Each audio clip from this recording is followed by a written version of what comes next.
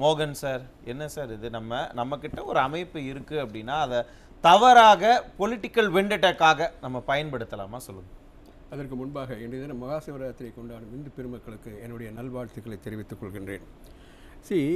கோயம்புத்தூரில் அந்த பகுதி சேர்ந்த எம்எல்ஏ இந்த வழக்கு வந்து 2016 22 வரைக்கும் அவர் வந்து சொத்து குவிப்பு வழக்கு பேஸ் பண்ணி அவங்க வந்து ஆக்ஷன் எடுத்திருக்காங்க.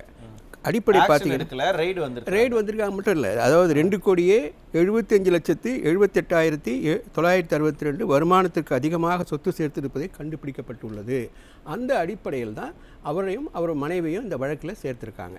இதில் என்ன தவறு சார்? தண்டிக்கப்பட வேண்டியது தானே. யாராக அவனுடைய இப்ப சிட்டிங் அமைச்சர்கள் இருக்கிறாங்கல்ல, இல்ல யார் அவங்க மட்டும் சொல்லல, பேர் மேல வழக்குகள் இருக்கு. யாரா இருந்தாலும் வழக்க வந்து அவங்க அதுவும் பேஸ் பண்ணி ஆகணும். இடி வழக்கு கூட நான் போகல, இடி வழக்கும் நிறைய பேர் மேல இருக்கு, சிட்டிங் எம்பிக்கள் மேல எல்லாம் இருக்கு. நான் அதுக்குள்ள போல. லஞ்ச ஒழிப்புத்துறை தொடர்ந்த வழக்கு தங்கம் தென்னரசு மேல இருக்கு, அமைச்சர் பொன்முடி மேல இருக்கு. இத்தனைக்கும் அமைச்சர் பொன்முடி வந்து குற்றம் நிரூபிக்கப்பட்டிருக்கிறார், தீர்ப்பு மட்டும்தான் நிப்பாட்டி வச்சிருக்கிறாங்க. தங்கம் தென்னரசு மேல இருக்கு, ராஜகண்ணப்பன் மேல இருக்கு, அனிதா ராதாகிருஷ்ணன் மேல இருக்கு, ஐ பெரியசாமி மேல இருக்கு. இதுல எல்லாம் நீங்க என்ன நடவடிக்கை எடுத்தீங்கன்னா அவங்க கேட்பாங்களா இல்லையா? இதெல்லாம் வந்து கோர்ட்ல நிலுவையில் இருக்கு. ஏன் சார் உங்களுடைய கட்சியை சேர்ந்த கோர்ட்ல இருக்கு, விசாரணையில இருக்கு, வச்சிருக்கு, இதெல்லாம் சொல்லுவீங்க. ஆனா எதிர்கட்சி மேல ஒரு குற்றச்சாட்டுனா முதல் ஆளா போ, ரெய்ட போடு, 3 ரெய்டு 4 ரெய்டு 50 இடம் 60 இடம். சும்மா பூஸ்ட் பண்ணாதீங்க. நீங்க ஃபேக்ட்டை வந்து நான் சொன்னேன், இது அவர் வந்து ஃபேஸ் பண்ணட்டும், தவறு இல்ல சார். ஃபேஸ் பண்றதுக்காக தான் அவர் சொன்னார்ல, ரொம்ப தெளிவா சொன்னார், நாங்க குற்றமற்றவர்கள், அதனால நாங்க ஒரு ரெய்டு வந்தீங்களா அந்த பதவிக்கு நாங்க வந்து எங்களுடைய ஜென்யூனான ஒத்துழைப்பை தரோன்னு தான், எந்த பிரச்சனையும் பண்ணாம கரூரில் நடந்த மாதிரி இடி அதிகாரிகளை பிடிச்சி கையை முறுக்கிறது, காலை முறுக்கிறது, ஐடி கார்டை பிடுங்கி வைக்கிறது, அந்த மாதிரியெல்லாம் எதுவும் பண்ணாமல் நாங்கள் ஒத்துழைப்பு கொடுத்தோம் அப்படின்னு தான் அவங்க சொன்னாங்க. அது தவறெல்லாம் இல்லை தான் சார். ஆனால் நம்ம எப்படி பிஹேவ் பண்ணணும்? செந்தில் பாலாஜி வீட்டில் ரெய்டு அப்படின்னு சொன்ன உடனே தமிழகம் முழுக்க எல்லாரும் கொந்தளிக்கிறாங்க. செந்தில் பாலாஜி அரெஸ்ட் ஆயிட்டாருன்னு சொன்ன உடனே அந்த ஓமந்தூரார் மருத்துவமனை முழுக்க, ஏன் துணை முதலமைச்சர் முதலமைச்சர் எல்லாம் கூட அங்க வரக்கூடிய அளவுக்கு அங்க இருக்கிறீங்கன்னா அப்ப யாருடைய மடியில கனம் இருக்கு? அதாவது நீங்க தவறா புரிஞ்சிருக்கீங்க. அதாவது யார் தவறு செஞ்சாலும் உப்பு தின்னவன் தண்ணி குடிச்சுதான் ஆகணும், அதில் மாற்று கருத்தே இல்லை. அவன் டிஎம்கே ஏடிஎம்கேலாம் கிடையாது. இவன் வந்து வந்ததே சோஷியல் ஒர்க் தான் வந்தான். யாரா இருந்தா என்ன, அப்படி இருந்து யாரா இருந்தா என்ன சார்? நான் தான் சொல்றேன், ஏன் நீங்க வந்து அதுக்கு சப்போர்ட் பண்றீங்க? வழக்குகளை விரைந்து முடிக்கலாமே. அபிடேவிட்ல தேர்தல் போது தாக்கல் பண்றாங்க இல்லையா, அந்த தாக்கல் பண்ணிக்கின்ற பொழுது இதுக்கு அதற்கும் கோயின்சிட் ஆகல, அதனால தான் அவங்க ரெய்ட் பண்ணாங்க. புரியுதா? ஏன் ரெய்டு பண்ணாங்க, அதனுடைய பின்னணி என்ன, அதுதான் அடிப்படை. அதுக்கு பின்னாடி இருக்கிற அரசியலை பத்தி தான். அரசியல் நீங்க ஏன் போறீங்க அரசியலுக்கு? இது பதில் சொல்லுங்க. இதுல அப்ப அரசியல் இல்லையா? இது அரசியல் இருக்கு. இது அரசியல், இது நடந்ததே அரசியல் தான் சார். நீங்க சொல்றீங்க அரசியல் சொல்றீங்க. அதனால 2022 மார்ச் 31 வருமான வரித்துறையில தாக்கல் பண்ணும்போது தான் அவர் கணக்குல மிகுதியா இருக்குதுன்றது. அது வருமான வரித்துறை தேர்தல் கணக்கு கிடையாது. 2022 மார்ச் 31 வருமான வரித்துறையில தாக்கல் பண்ணும்போது தான் அதை வச்சு தான் இப்ப லஞ்ச ஒழிப்புத்துறை வராங்க ஒழிய. இன்னொன்னு, அவருக்கு எந்த நோட்டீஸும் கொடுக்கப்படவில்லை, நோட்டீஸ் இஷ்யூ பண்ணல. இப்போ 2.25 கோடி சொல்றீங்க, 5.36 கோடியில வந்து மீதி 2.25 கோடிக்கு சரியா கணக்கில்லைன்னா ஒன்று ஐடி வந்து நோட்டீஸ் கொடுத்துருக்கணும், அவங்க என்கொயரி பண்ணிருக்கணும், அடுத்ததுதான் லஞ்ச ஒழிப்பு டிவிஎஸ்சி வந்திருக்கணும். எதுவுமே நோட்டீஸே கொடுக்காம வெறும் போன்ல கூப்பிட்டு நாங்க ரெய்டு பண்றோம்னு சொல்லி நம்ம லஞ்ச இதுதான் நடைமுறை, எதுவுமே கடைபிடிக்கப்படல. அதனால நீதிமன்றத்திலே நிக்காது. இது இப்ப தெரியுதா சார், இது அரசியலா இல்லையா அப்படின்னு? இது என்ன அரசியல் அப்படிங்களே, என்ன அரசியல் நடைமுறையை பின்பற்றி இருந்தாங்கன்னா எஸ் நீங்க சொல்றது சரின்னு வெச்சுக்கலாம். அப்படி எல்லாம் லஞ்ச ஒழிப்பு அப்படி பண்ண மாட்டாங்க. சடனா தான் வந்து சார் நீங்க சடனா வாங்க சார், ஆனா அதற்கு முன்னாடி சொல்லிட்டு வந்தா வெட்டி வச்சிர மாட்டாங்கனா சார். சார் பேசுறீங்க நீங்க, புரிஞ்சுக்கங்க சார், நீங்க புரிஞ்சுங்க. ரெய்ட் பண்ணா சொல்ல மாட்டாங்க. இதுல சார் ரெய்ட் வரது அப்படிதான் சார் சொல்ல மாட்டாங்க சார், வருவாங்க சர்ப்ரைஸ் விசிட் தான். புரியுதா? புரியலையா சார்? உங்களுக்கு புரியலன்னு மறுபடியும் சொல்றேன் நான். நீங்க வழக்கறிஞர் தானே, அதுதான் நான் சொல்றேன். அந்த நடைமுறை கேட்க மாட்டீங்க, தெரியாதா உங்களுக்கு? ஒரு வழக்கறிஞர் வருமானத்துக்கு அதிகமாக நீங்க வந்து சொத்து இருக்கு அப்படினா அதற்கு சொல்லிட்டு வருவாங்களா சார்? வருமான வரி கட்டுங்கன்னு வருமான வரித்துறையில இருந்து நோட்டீஸ் கொடுப்பாங்க. ரெய்ட் பண்ண பிறகுதான் நீங்க எங்க இருக்கீங்க? முதல்ல ரேட் பண்ணி அது உண்மையா நீங்க ஐடி கட்டுறீங்க, அதுக்கப்புறம் தான் நீங்க ஐடி கட்டுறீங்க தானே? ஐடி கட்டறதுனால வந்து ஆடிட்டிங்கோட நடைமுறைகள் என்னன்னு தெரியும்ல? ஐடி கட்டறதுனால அந்த மினிஸ்டர் எல்லாம் யாருமே ஐடி கட்டலையா? எல்லாரும் ஐடி கட்டறவங்க தான். நீங்க வந்து வரியை சரியா கட்டலன்னா உங்களுடைய வருமானத்திற்கு நீங்க சரியாக முறையாக வரி கட்டல அப்படின்னு நோட்டிபிகேஷன் தருவாங்க. அந்த நோட்டிபிகேஷனை நீங்க பதில் தர மறுத்தாலோ இல்ல அதற்கு நீங்க எந்த விதமான நடவடிக்கை எடுக்காம இருந்தீங்கன்னா தான் அடுத்த ஸ்டெப்புக்கு போவாங்க. எனக்கு எந்த நடைமுறையும் இவங்க பின்பற்றல அப்படிங்கறது அவருடைய குற்றச்சாட்டு. அப்ப அது முழுக்க முழுக்க பொலிட்டிக்கல் வெண்டேட்டா இல்லாம வேற என்ன? அது அவருடைய ப்ரொடெக்ஷனுக்காக சொல்லப்பட்ட கருத்து. என்ன சார் நீங்க போய் பாத்தீங்களா? அதான் அர்த்தம். விசாரணைக்கு தான் சார் அழைக்கிறாங்க. அதான் அர்த்தம். விசாரணை இப்ப கதிர ரைட் பண்ண தவறு என்ன? ரைட் பண்ண தவறு என்ன? ரைட் பண்ணது வந்து அவங்க சொல்றாங்க அமௌண்ட் எப்படி வந்தது? தவறு இல்ல சார். அமௌண்ட் எப்படி வந்தது சொல்லல. இங்க பாருங்களேன். இந்த அமௌண்ட் எப்படி வந்தது? ஆனா ஒரு சிட்டிங் எம்எல்ஏ அதுவும் எதிர்க்கட்சியில் இருக்கக்கூடிய ஒரு எம்எல்ஏங்கற அந்த அவங்களுக்கு என்ன சார்? ரைட் பண்றவங்களுக்கு என்ன? எதிர்க்கட்சி எம்எல்ஏங்கற காரணத்துக்காக இன்னைக்கு வந்து பேஸ் பண்றாங்கல. கோவையில் இருக்கக்கூடிய எம்எல்ஏங்கற காரணத்துக்காக அப்படிலாம் இல்ல. லஞ்ச ஒழிப்புத்துறையை ஏவி இருக்கீங்கன்னு சொல்றாங்க. இல்ல அது உங்களுடைய கற்பனை. அப்படி அல்ல. ஏன் சார்?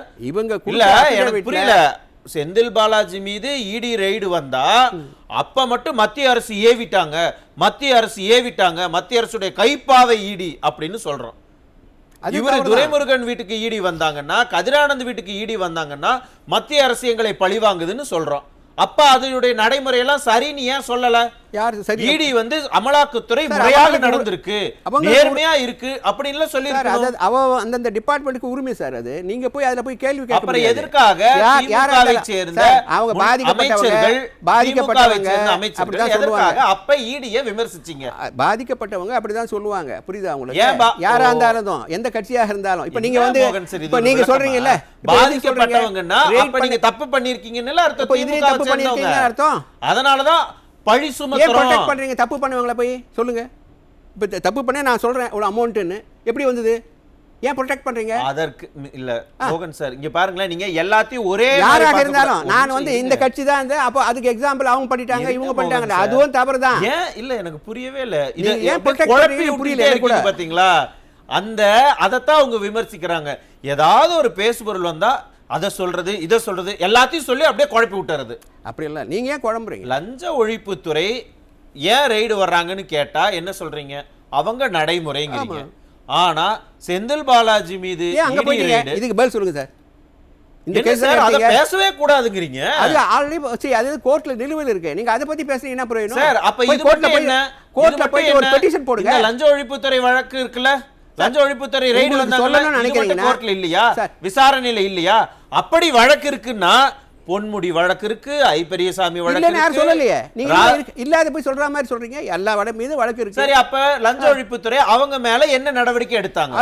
அவங்களுடைய இல்லங்கள்ல ரெய்டு பண்ணாங்க. நீங்க சொன்னீங்கல்ல கோர்ட்ல வழக்கு இருக்கும்போது இல்ல மோகன் சார் கோர்ட்ல முடிவு தான் தெரியும் அவங்க என்ன நடவடிக்கை ரெய்டு தான் வருவாங்கன்னு சொன்னீங்கல்ல. ஏன் அப்ப அமைச்சர்கள் வீட்டுக்குள்ள ரெய்டுக்கு போல அவங்க மேல வழக்கு நடந்துகிட்டு இருக்குல்ல? கொடுங்க கம்ப்ளைன்ட் கொடுங்க. உங்களுக்கு வேணும்னா அப்படி கொடுத்தா அங்க வருவாங்க சார். அது நடைமுறை. அது போய் அமைச்சர் வீட்டுல போய் நீங்க அமைச்சர் மேல நீங்க நடவடிக்கை எடுப்பீங்க அப்படின்னு நீங்க இதை கூட சொல்லுவீங்க. அதை நாங்கெல்லாம் நம்பணும். இல்ல இதுதான் சார் கம்ப்ளைன்ட் கொடுக்காம அவங்க ஆக்ஷன் எடுக்க முடியாது. நீங்க என்ன ப்ரொசீஜரை தெரிஞ்சுங்க. ஆல்ரெடி கேஸ் கோர்ட்ல இருக்கு, போய் கம்ப்ளைன்ட் கொடுக்குறீங்க. நீங்க வழக்கறிஞர் தானே சார்? அதான் நான் சொல்றேன். கோர்ட்ல இருக்கும்போது நீங்க எப்படி கேள்வி கேட்பீங்க? அது கோர்ட் தான் முடிவு பண்ணணும். எல்லா கேஸும் கோர்ட்ல இருக்கா இல்லையா? அத பத்தி நீங்க எக்ஸாம்பிள் சொல்றீங்க. யார் தொடர்ந்தாலும் கேஸ் நிலுவையில் இருக்கா இல்லையா? சார் கேஸ் நிலுவையில் இருக்கா இல்லையா? சும்மா வளவளன்னு பேசாதீங்க.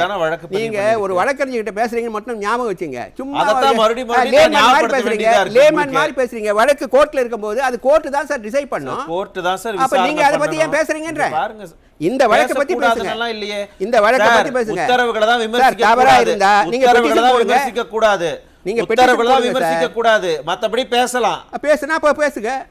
அதத்தான் கேக்குறேன். தவறா பேச கூடாது இல்ல சார்? நீங்க அப்ப சரி பண்ணி சொல்லுங்க. நீதிமன்றத்துல அவர் சொல்றீங்க. அமைச்சர்கள் இருக்காங்கல்ல, இவ்வளவு 11 அமைச்சர்கள் மேல கேஸ் போயிட்டு இருக்குல்ல, அதற்கு சீக்கிரம் லஞ்ச ஒழிப்புத்துறை தானே அதுல வந்து அப்பீல் இருக்குறாங்க. அவங்க தானே வழக்கு பதிவு பண்ணி இருக்காங்க. எதற்காக அமைச்சர் பொன்முடி மேல இந்த வழக்கை நாங்க வாபஸ் வாங்குறோம்னு லஞ்ச ஒழிப்புத்துறை போய் கோர்ட்ல சொல்றாங்க? சார் அது அவங்களுடைய விருப்பம் சார். நீங்க அத கேக்குறீங்க. எப்ப அங்க போய் கேளுங்க. உங்க கையில இருந்தா அது எல்லாமே உங்க விருப்பம். நீதிமன்றத்துக்கு போன பிறகு நீங்க தான் நாங்க பண்ண கூடாதுன்னு சொல்றாங்க. யாரா இருந்தாலும் லஞ்ச ஒழிப்புத்துறை கடமையை செய்யணும். வழக்க வாபஸ் வாங்குறது தான் கடமையா சார்? அது கோர்ட்டுக்கு போயிட்ட பிறகு தென்னரசு மேல கொடுத்த வழக்க வாபஸ் வாங்குறாங்க. எந்த அடிப்படையில வாங்குனாங்க? ஆனந்த் சீனிவாசன் கேட்டிருக்கீங்களா? உத்தரவுல என்ன சார் சொன்னாரு? அசெம்பிளில ஏதாவது அவருடைய கமெண்ட் எதிர்க்கட்சியா தெரியுமா தெரியாதா உங்களுக்கு? இங்க பேசுறீங்களே ஆனந்த் சீனிவாசனுடைய அசெம்பிளில நீதிபதி ஆனந்த் பேசுறீங்களா? சீனிவாசனுடைய கமெண்ட் உங்களுக்கு தெரியுமா தெரியாதா? நீங்க ஆளுங்கட்சியாக திமுக வந்தாங்க உங்க அப்படின்னா கட்சி சார்பில் அசெம்பிளில ஏன் பேசல? பேச விட்டா தானே. அதெல்லாம் சும்மா நீங்க பேச தெரியல அவ்வளவுதான். நீங்க எங்க சார் நீங்க தான் ஆஃப் பண்ணி விட்டுறீங்க லைவ், பேசவும் விட மாட்டேங்கிறீங்க. பொதுக்கூட்டத்துல சொல்லுங்க, ஏன் உங்களை தடுத்துறாங்கல்ல? எத்தனை கூட்டம் போறீங்க? சொல்றோம் இது பொது மேடையில கேட்டா இங்க பேசாத அங்க போங்கறீங்க, அங்க பேசுனா நான் என்ன பண்ண முடியும்? உங்களுக்கு வாய்ப்பு தான் தரேன், ஆல்டர்னேட் தான் தரேன். நீங்க வந்து சரியா புரிஞ்சிக்கல, இந்த வழக்கை வேற மாதிரி திசை திருப்புறீங்க. இதுதான் வழக்கு, இப்படிதான் கட் பண்ணுவாங்க. அவங்க சொன்னாங்கன்னா நான் ஆஸ் எ லாயரா சொல்றேன், வழக்கு தொடுக்கப்பட்டிருக்கிறது, அது பொறுத்து தான் பார்க்க முடியும். மிஸ்டர் மோகன் சார், திமுக மேல இருக்கிற விமர்சனம் சார் திமுக ஏடிஎம்கே பத்தி நான் சொல்லல, இந்த வழக்கை பத்தி கேட்டீங்க. இந்த வழக்கு நிலுவையில் இருக்குது, இது வந்து ரைட் பண்ணிருக்காங்கன்னு சொன்னோம், அவ்வளவுதான். புரியுதா? யாரா இருந்தா அப்ப அதுக்கு பின்னாடி இருக்கிற பொலிட்டிக்கல் ஏன் பொலிட்டிக்கலா பாக்குறீங்க சார்? இவ்வளவு சொத்து சேர்த்திருக்க எப்படின்னு கேட்கற தப்பு என்ன? நீ சோஷியல் ஒர்க் வந்தியா, திருட வந்தியா? சார் ரொம்ப தப்பு சார், இது ரொம்ப தப்பு சார். அப்புறம் பொன்முடியையும் அதான் அர்த்தம், அமைச்சர் செந்தில் பாலாஜியும் ஐ பெரியசாமியும் இதே கேள்வியை தான் மக்கள் கேட்டுக்கிட்டு இருக்காங்க. இது ரொம்ப தப்பு மிஸ்டர் மோகன். இல்ல இப்ப நீங்க தான் சொன்னீங்க வழக்கு நிலுவையில் எப்படி கமெண்ட் பண்ணுவீங்க, நீங்க என்ன இப்படி பேசிட்டீங்க? ரொம்ப தப்பு மிஸ்டர் மோகன். அவர் கிடையாது. தியாகராஜன் கேக்குறாரு 30,000 கோடி ரெண்டு பேரும் கொள்ளையடிச்சிட்டீங்களேன்னு. அப்புறம் கேட்கல, இல்ல அப்ப கொள்ளையடிச்சது தப்பா? அதான் அப்ப லஞ்ச ஒழிப்புத்துறை அது அடிப்படையில் எல்லாம் எந்த நடவடிக்கை எடுக்க மாட்டாங்க. அவங்களுக்கு உரிமை இருக்கு, பேச்சு சொல்றது உரிமை இருக்கு சார். நீங்க மோகன் சார் சொல்லிக்கிறேன். இல்ல மோகன் சார் வந்து லஞ்ச ஒழிப்பு துறை வந்து ரொம்ப நேர்மையாக செயல்படுற மாதிரி சொல்லியிருக்கு.